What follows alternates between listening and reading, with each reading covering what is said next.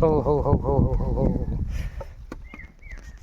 ले ले ले ले बालाला काय झालं, बालाला काय झालं? अरे कसं लढू लागलं बाल. ओली ओली ओली ओली ओली.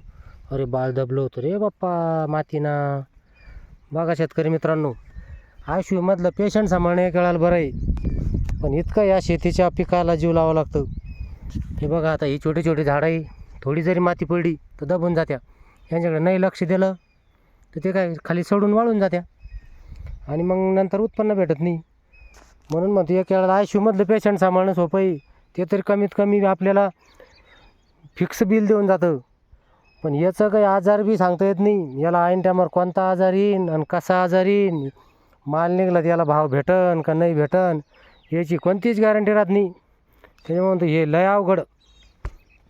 चॅनलवर जर नवीन असाल तर चॅनलला प्लीज लाईक करा, सबस्क्राईब करा. धन्यवाद शेतकरी मित्रांनो.